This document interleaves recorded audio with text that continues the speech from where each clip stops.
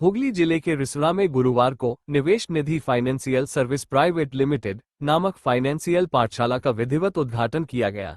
4 बत्ती मोड़ के पास स्थित इस पाठशाला का उद्घाटन स्थानीय निवासी शरद गौतम के हाथों हुआ। संस्था के डायरेक्टर संजय ठाकुर ने बताया कि इस पहल का उद्देश्य आम नागरिकों, विशेष रूप से सेवानिवृत्त लोगों को निवेश के प्रति जागरूक करना है। संस्था म्यूचुअल फंड, शेयर बाजार, जीवन बीमा, फिक्स्ड डिपॉजिट आदि क्षेत्रों में निवेश से जुड़ी जानकारी मुफ्त में उपलब्ध कराएगी। उन्होंने कहा कि जानकारी के अभाव में लोग अक्सर गलत निवेश कर बैठते हैं और ठगी के शिकार हो जाते हैं। इसलिए इस पाठशाला के जरिए 1 लाख लोगों को प्रशिक्षित करने का लक्ष्य रखा गया है, ताकि वे जागरूक होकर सुरक्षित और लाभकारी निवेश कर सकें। संस्था का मुख्य उद्देश्य लोगों को आत्मनिर्भर बनाना और उनके संचय धन को सुरक्षित एवं लाभदायक दिशा में निवेश करने में मदद करना है।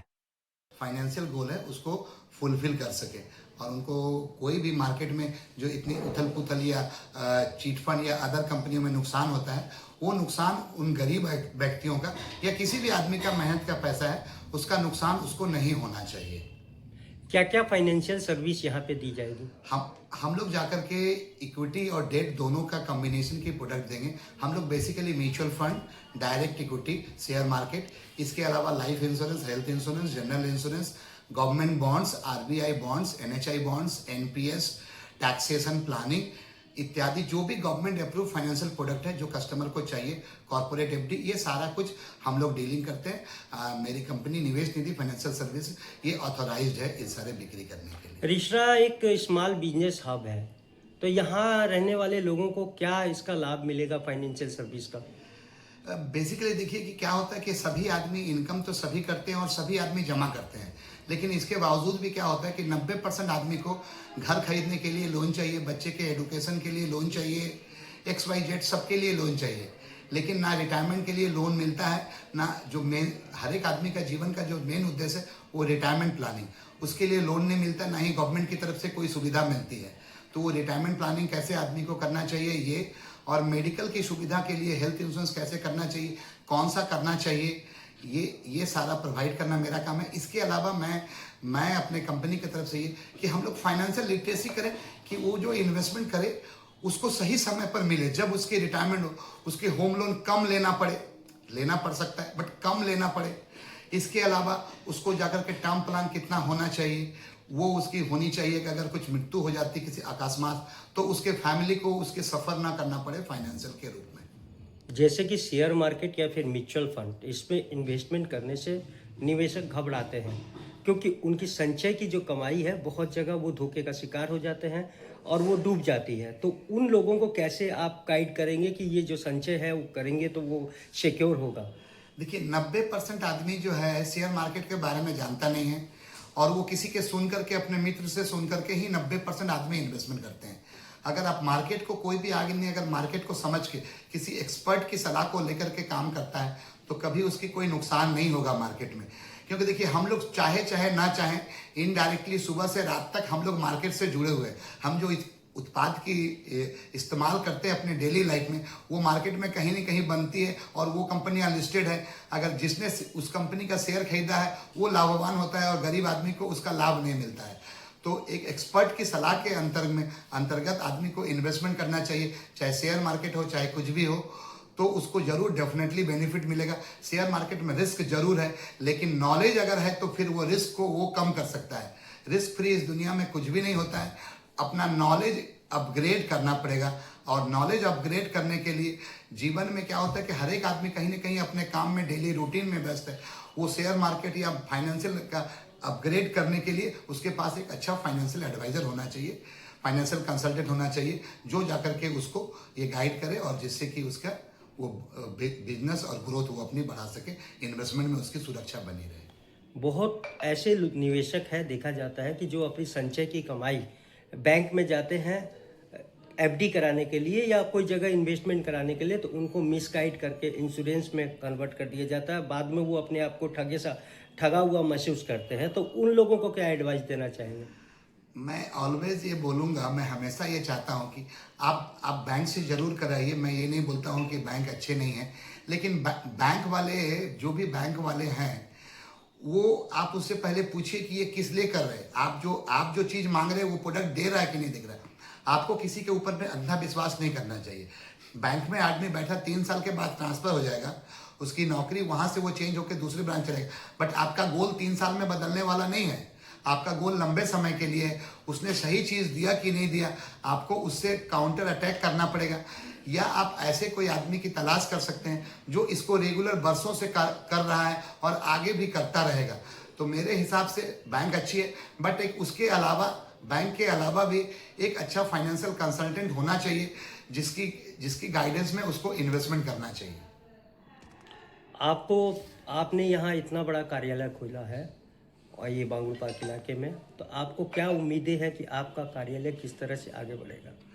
मेरा कार्यालय बढ़ाना मेरा उद्देश्य नहीं है। मेरा उद्देश्य ये है कि मैं 1 लाख कस्टमर रिसरा सराउंडिंग आदमी को मैं अपने ज़िंदगी जीते जी कम से कम फाइनेंशियल लिटरेट कर सकूं कि उसको कोई फाइनेंशियल नुकसान नहीं हो। मैंने अपने लाइफ में ये देखा है, बहुतों का पैसा मनी मार्केट में या शेयर में पैसा डूब गया है। इसकी एकमात्र रीज़न है कि उनकी एक तो ज़्यादा लालच और दूसरा नॉलेज कम। ये 2 ही रीज़न है पैसा डूबने का।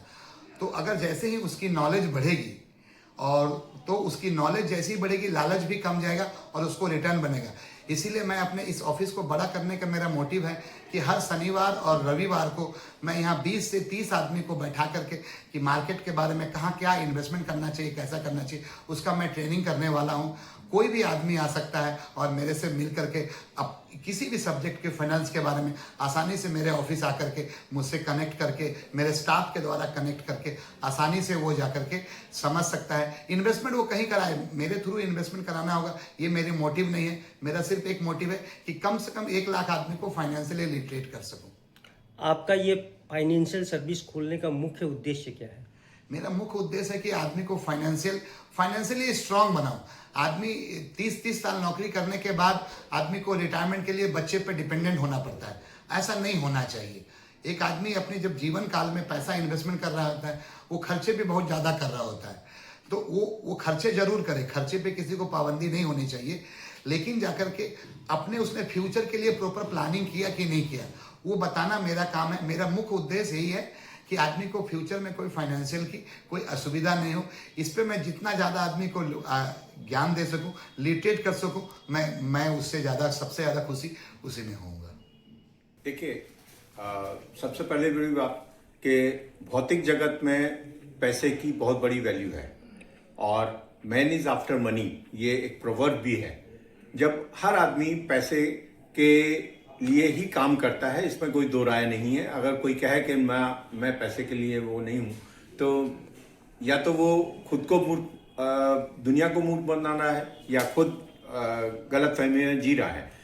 पैसे की हर कहीं ज़रूरत होती है और पैसे की अहमियत है, और उसको कैसे आप मैनेज कर रहे हैं, कैसे उसको कहाँ आप प्लान कर रहे हैं, तो इसके लिए बहुत ज़रूरी होता है कि आपकी प्रॉपर एक प्लानिंग हो। जैसे कि टाइम मैनेजमेंट होता है, वैसे ही मनी मैनेजमेंट भी होता है।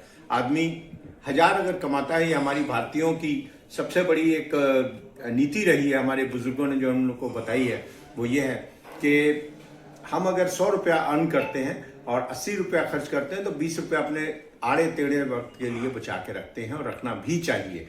उन 20 रुपयों को कैसे हम रखते हैं, कहाँ रखते हैं, वो समय पर हमको काम दे पाएं, तो ये आदमी को तभी समझ आएगा जबकि वो प्रॉपर सही रास्ते पे जाएगा।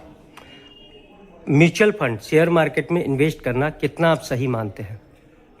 देखिए, mutual fund is subjected to market risk, एक बहुत छोटा सा एक लाइन लिखी रहती है। और दूसरी बात हम ये कहेंगे कि हर व्यक्ति अपने आप में परिपूर्ण नहीं है। आप किसी you may be a master of one line, आप किसी एक लाइन में आप बहुत अच्छा काम कर रहे होंगे, पर ज़रूरी नहीं कि हर चीज़ को आप समझते हो। शेयर मार्केट हम नहीं जानते, म्यूचुअल फंड्स के बारे में सुनते जरूर हैं, उसमें नीचे भी लिखा रहता है सब्जेक्टेड टू मार्केट रिस्क। तो क्यों ना ऐसे एक व्यक्ति के पास में हम सलाह लें जो कि उसका प्रॉपरली हमको गाइड करे और उसका सही उपयोग कर पाए। और म्यूचुअल फंड जो के सुनते आए हैं कि हाँ, अगर शॉर्ट टर्म में आपको करना है तो शॉर्ट टर्म में नहीं, या लॉन्ग टर्म में अगर आप जाते हैं तो इट विल डेफिनेटली पे यू समथिंग।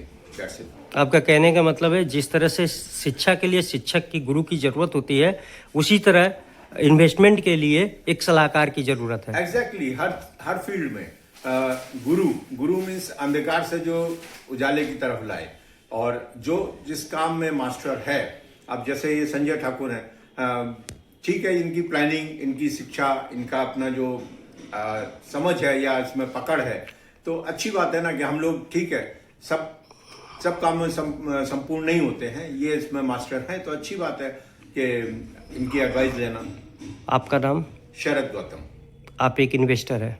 एग्जैक्टली, इनसे जुड़े हुए हैं और इनके ही उस पर हमने अपना छोड़ रखा है कि लो भैया, आप शिफ्ट भी करते हैं, कभी किसी प्लान में जाते हैं, क्या करते हैं वो